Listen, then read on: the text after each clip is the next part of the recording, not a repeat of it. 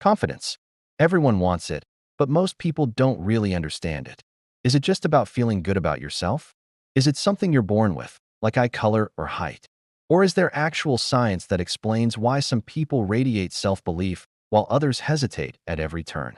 Today we'll explore what psychology and neuroscience really say about confidence, and, more importantly, how you can build it in practical, research-backed ways. Psychologists don't define confidence as a vague sense of positivity or self-esteem. Instead, confidence has a very precise meaning in psychology. It is the belief that you can succeed in a specific situation. Bandura, 1997.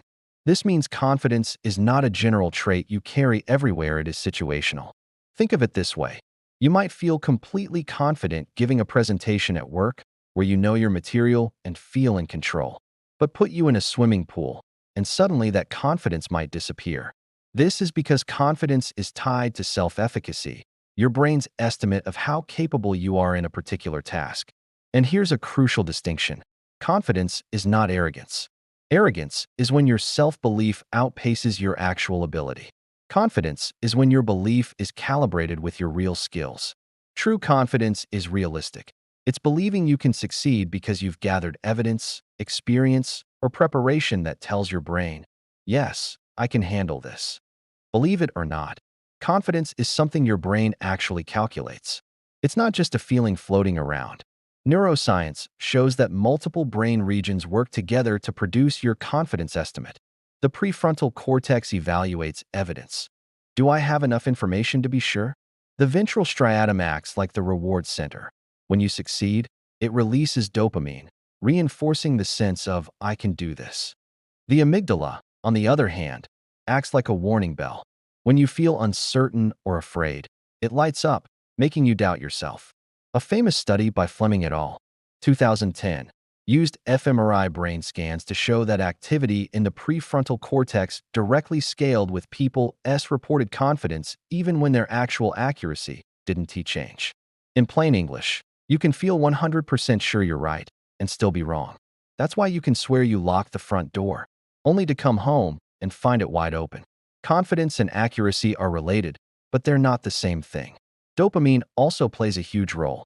Every time you succeed at something, even a small task, your brain gives you a little dopamine hit, teaching you that success is repeatable. Over time, this creates a feedback loop. Success builds confidence, and confidence pushes you toward more success. Albert Bandura, one of the most influential psychologists of the 20th century, identified 4 major ways confidence grows. These are like the pillars of self-confidence: mastery experiences, social modeling, verbal persuasion, and physiological states. Let's break them down. Pillar 1: mastery experiences. Nothing builds confidence like success. When you attempt something and succeed, even in a small way, your brain updates its prediction model. I can do this. A meta-analysis by Moritz et al., 2018, showed that repeated mastery experiences had a medium but reliable effect on boosting self-efficacy. The key is to start small. Instead of trying to run a marathon on day 1, run a mile. Instead of trying to play a whole song on the guitar, master one riff. Small victories accumulate, creating momentum. Pillar 2: social modeling. Humans are social learners. When we see someone like us succeed, our brain automatically thinks, if they can, I can too. Interestingly, the impact is strongest when the model is relatable. Watching a professional athlete might inspire you, but watching a friend who's just a bit better than you often has a stronger effect. Research by Locke and Latham, 2020, showed participants gained significantly more confidence after watching peers succeed than after watching experts. Pillar 3: verbal persuasion. Words matter. Constructive, credible feedback can shift your belief in yourself, but it has to be specific. Saying "good job" is far less effective than saying "your presentation was strong" because you explained the main points clearly. A 2015 study by Hattie and Timperley confirmed that process-focused feedback is far more powerful than generic praise. The message? Surround yourself with people who give clear, supportive feedback, not empty flattery. Pillar 4: physiological states. Your body sends signals that your brain interprets as confidence or anxiety. A racing heart and sweaty palms might make you think, I'm nervous. But those same physical signals can also be reframed as excitement. Techniques like power posing and controlled breathing help shift these signals. Even small adjustments standing tall, deep breathing can send your brain the message, I'm safe, I'm ready. Together, these four pillars form the foundation of confidence. What you do, what you see, what you hear, and what you feel. Confidence isn't just something that follows success, it actively fuels it. When you believe you can succeed, you invest more effort, persist longer, and bounce back quicker from setbacks. This creates a reinforcing loop. More belief, more effort, better performance, stronger belief. Sports psychology provides vivid evidence.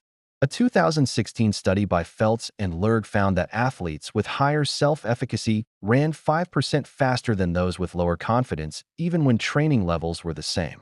In academics, Zimmerman, 2000, showed that students who received confidence-boosting interventions improved test scores by a noticeable margin.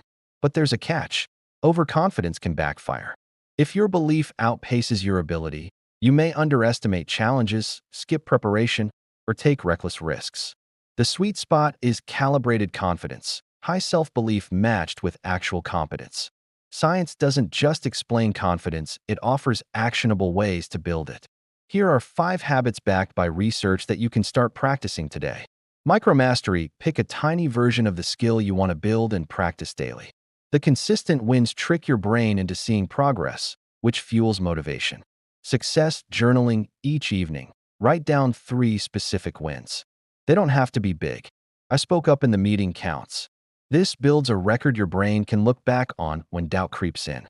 Model match: find someone just a step ahead of you.